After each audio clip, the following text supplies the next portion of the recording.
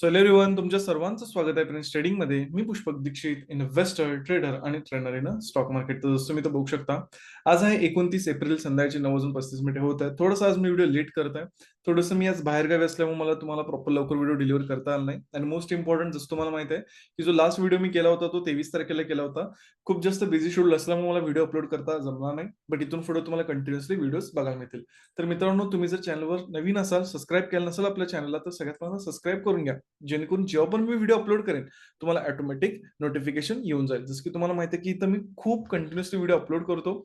जर तुम्ही बघितला नसेल तर बघा, ज्यातनं उद्याचं अनालिसिस कसं करायचं, त्याच्यानंतर मी पर्सनली कशा पद्धतीनं ट्रेड करतो, मार्केटमधले खूप इम्पॉर्टंट प्राइस पॉईंट्स, त्यानंतर सायकोलॉजी कशी असली पाहिजे, या सगळ्या गोष्टी तुम्हाला फ्री ऑफ कॉस्टमध्ये शिकायला मिळतील.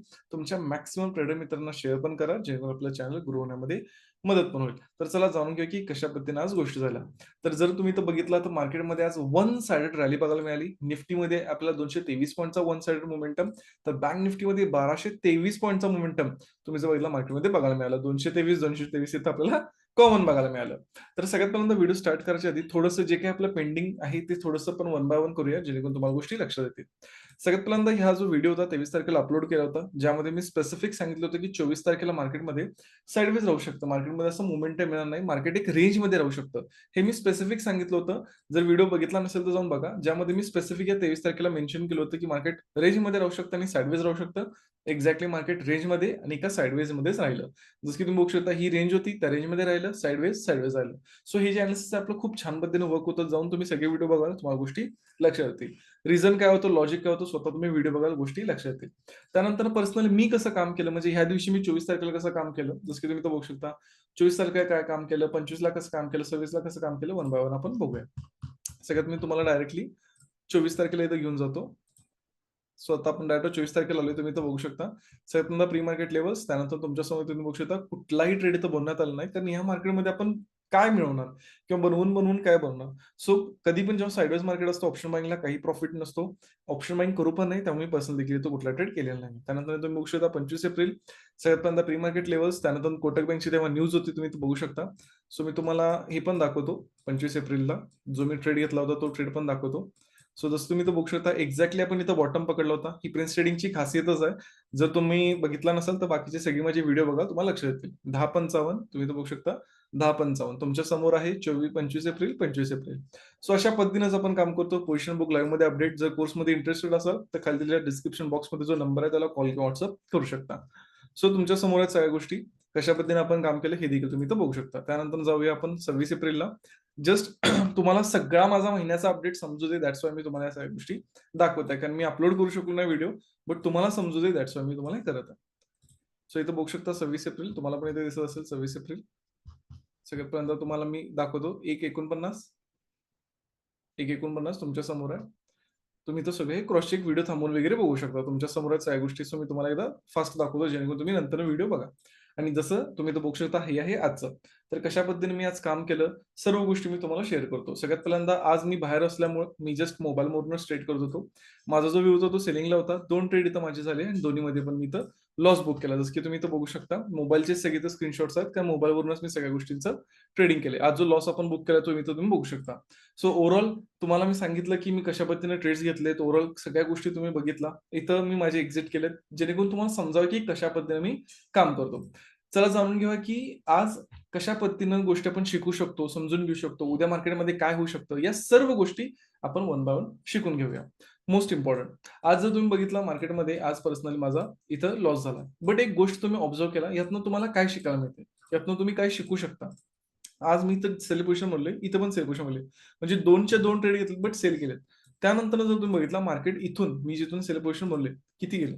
500 पॉइंट अपर साइडचं मोमेंटम केले. बट माझा पर्सनली लॉस किती झाला? माझा लॉस एकदम लिमिटमध्ये, जे माझं ठरवलेलं आहे किंवा मनी मॅनेजमेंटनुसार इतका मला लॉस घ्यायचा तितका झाला. सर यातनं तुम्हाला समजून काय घ्यायचं आहे? जेव्हा पण मार्केट तुमच्या अपोझिट जाईल, तेव्हा तुम्ही जितका कमी लॉस मार्केटला द्या तितकं कमी आहे.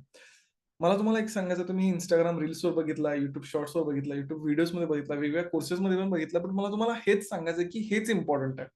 जितका लॉस तुम्ही कमी द्याल, जितका तुम्ही लॉस लवकर कट करायला शिकाल, तितकी तुमची मार्केटमध्ये ग्रोथ होईल, तितकं तुम्ही मार्केटमध्ये सस्टेन व्हाल आणि तुमच्या ट्रेडिंग करिअरला एक चांगली उभारी लागेल. सो तुम्ही फोकस करा की लॉस कसा कमी देता येईल.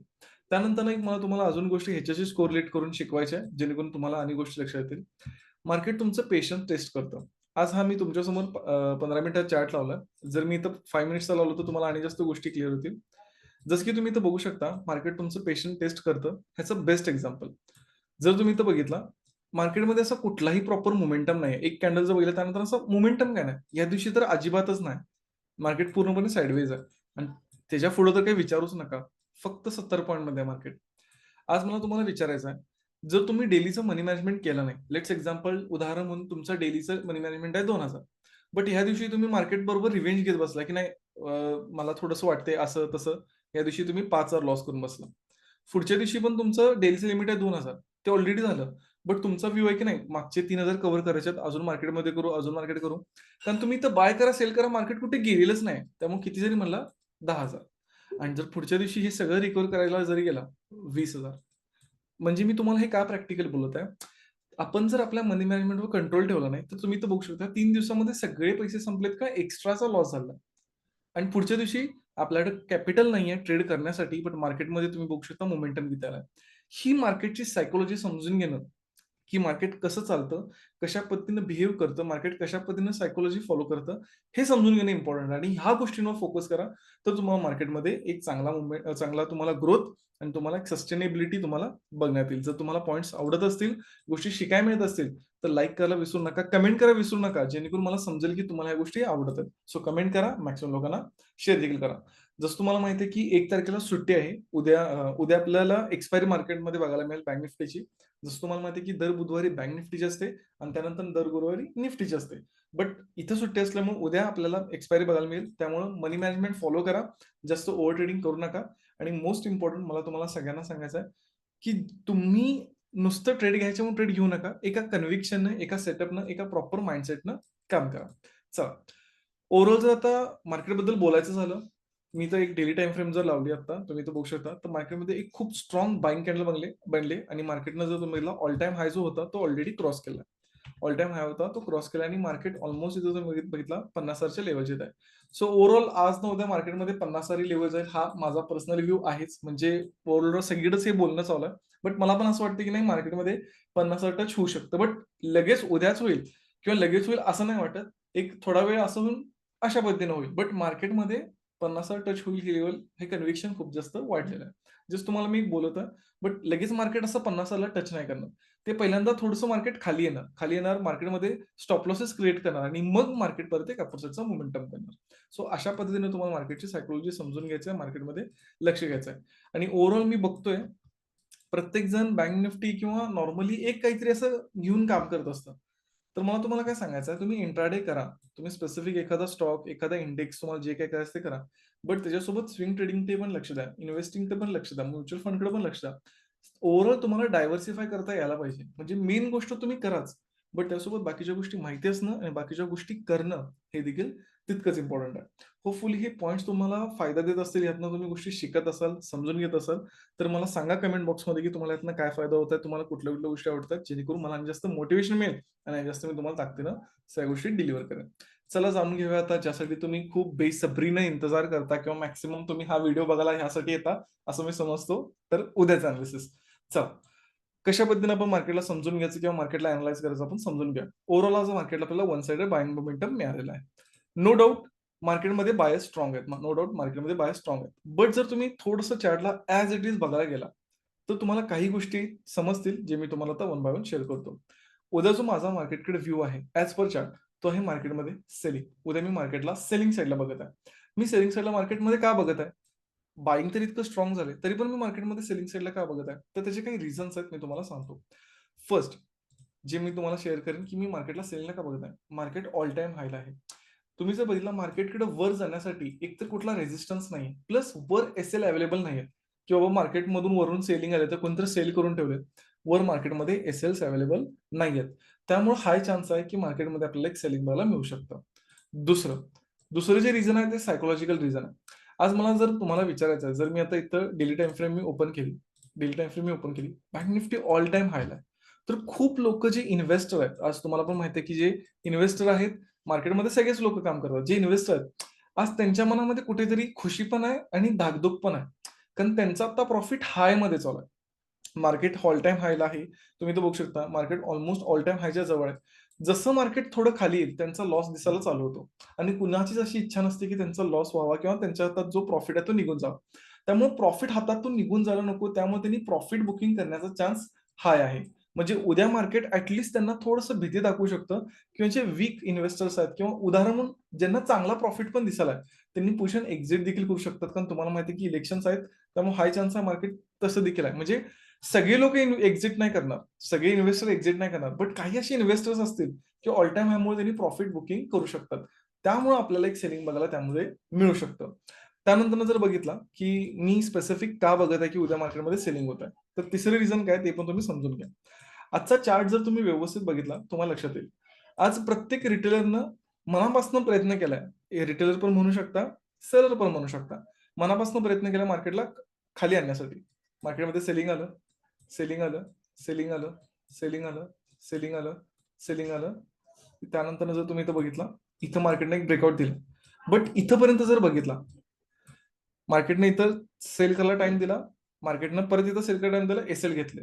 आणि तुम्ही कॅन्डल्स बघा, तुम्हाला लक्षात येईल मोठमोठ्या ग्रीन कॅन्डल्स आहेत. मार्केटने इथं टाइम दिला, छोटे छोटे कॅन्डल्स, प्रत्येक जणाला टाइम मिळाला सेल करा, मोठ्या कॅन्डल्स.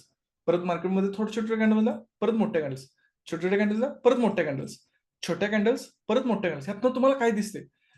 एक लक्षात ठेवा, ह्या मोमेंटमला रिटेलर येत नाही, हे तुम्हाला पण माहिती आहे. अशी कॅन्डल बघून आपल्याला भीती वाटते, आपण नॉर्मल ट्रेड करत नाही, कारण अशामध्ये आपण ट्रेड करतो. प्रत्येक व्यक्तीनं, प्रत्येक रिटेलरनं सेलिंग पोझिशन एकदम ताकदीने तर बनले आणि प्रत्येकाचा लॉस झाला. आणि मार्केटनं पूर्णपणे जो माइंडसेट आहे रिटेलरचा तो चेंज केला. म्हणजे प्रत्येकाने तशी सेल करून करून ना पूर्ण मार्केटनं माइंडसेट चेंज केलाय.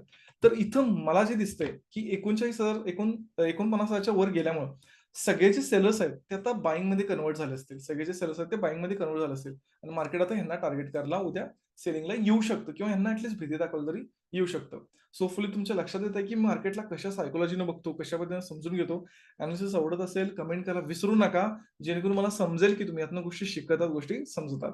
नेक्स्ट रिझन की मी मार्केटमध्ये परत अनेकदा का बघत आहे सेलिंगसाठी. 49,000च्या वर मार्केटनं क्लोजिंग दिले आणि इथे एक चांगला ब्रेकआउट आणि मार्केट इथं सस्टेन झाले. सो इथं बायर्स आलेले असणार आहेत. इथं बायर्स आले असणार, इथं खूप कमी असणार आहेत, बट इथं जास्त असणार आहेत.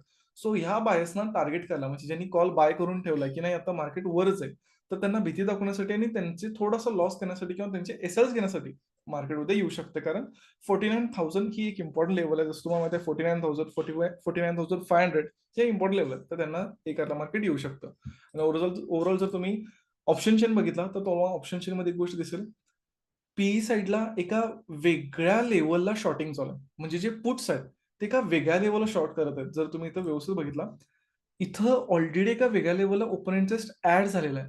म्हणजे ओपन इंटरेस्ट इथं ऍड होत आहे.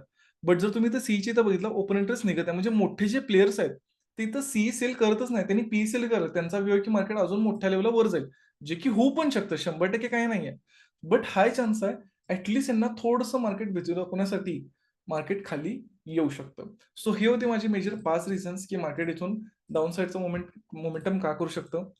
आय नो तुम्हाला असं काही लोकांना वाटत असेल की येस आता तर मार्केट उद्या खालीच येणार. हे बघा 100% काय नाही, 100% काय नाही, हा कोण तुम्हाला सांगायलाय? ज्याचं अनालिसिस 100% वर्क होतं, तुम्ही जाऊन व्हिडिओ बघा, हे तुम्हाला तो व्यक्ती सांगायला. कारण का मी तुम्हाला बोलवलंय, हा बिझनेस आहे. माझं जरी उद्या अनालिसिस मी इतकं जरी डीप केलं असलं, तरी पण उद्या मी ट्रेड घेताना सेकंडने विचार करणार आणि किती जरी झालं तरी एक लिमिट आहे माझी लॉसची, तेवढी झाली की मी बंद करणार. हा जो डिसिप्लिन आहे ना, हाच तुम्हाला मार्केटमध्ये वर घेऊन जाणार, हाच तुम्हाला मार्केटमध्ये टॉप येणार. सो होपफुली या व्हिडिओमधून तुम्हाला खूप गोष्टी शिकायला मिळाल्या असतील. इतके दिवस जे आज मी व्हिडिओ नाही तुम्हाला टाकला, तर त्याचं सगळं नॉलेज किंवा त्याबद्दलच्या इम्पॉर्टंट गोष्टी भरून निघल्या असतील असं मी गृहीत धरतो. तर चला जाणून घेऊया की एक्झॅक्ट कसं काम आपण करू शकतो मार्केटमध्ये. जर उद्या मार्केट फ्लॅट ओपन झालं, जर उद्या मार्केट फ्लॅट ओपन झालं, तर व्ह्यू माझा सेलिंगच आहे, बट हाय चान्स आहे की मार्केट थोडं वर जाऊन खाली येईल, जेणेकरून थोडेफार सेलर्स असतील त्यांना बाहेर पण काढेल, थोड्या बायर्सना इन्व्हाइट करेल आणि मग सेलिंगमध्ये येईल. जर उद्या मार्केट गॅपअप झालं, जर उद्या मार्केट गॅपअप झालं, तरी पण माझं असं आहे की थोडं वर जाऊन मार्केटमध्ये खाली येऊ शकतं. लगेचच सेलिंग असं मला वाटत नाही, बट थोडं वर जाऊन मार्केटमध्ये सेलिंग येऊ शकतं. जास्त गॅपअप बघायला मिळालं तर डायरेक्टली आपल्याला सेलिंग बघायला मिळू शकतं. सो हा आहे माझा गॅपअपचा पॉईंट. गॅपडाऊन मध्ये बघायला गेला तर गॅपडाऊन मध्ये ओव्हरऑल जर बघायला गेला तर जर डे लो क्रॉस होत असेल, म्हणजे लेट्स एक्झाम्पल मार्केट अप्पर साईडला गेलं, जेव्हा डे लो क्रॉस होईल तिथं आपण सेलिंग पोझिशन म्हणू शकतो किंवा ओव्हरऑल लोअर लो जरी आपल्याला डायरेक्टली लगेच बघायला मिळालं, तिथं पण सेलिंग पोझिशन बघू शकतो. ओव्हरऑल व्ह्यू सेलिंग आहे. बट जर मला मार्केटमध्ये बायिंगचं स्पेसिफिक कुठली कंडिशन दिसली किंवा तशा पद्धतीने मार्केट दिसलं, तर मी बायिंगला देखील बघू शकतो. होपफुली तुम्हाला हा व्हिडिओ आवडला असेल, बऱ्याच गोष्टी यातनं शिकायला मिळाल्या असतील. व्हिडिओ कसा वाटला, काय गोष्टी शिकायला मिळाल्या, कमेंट करायला विसरू नका. कमेंट करा. तुम्ही 250 प्लस लोकं बघता, तर मग कमेंट करायला विसरू नका. Thanks for watching. आपण भेटू नेक्स्ट व्हिडिओला.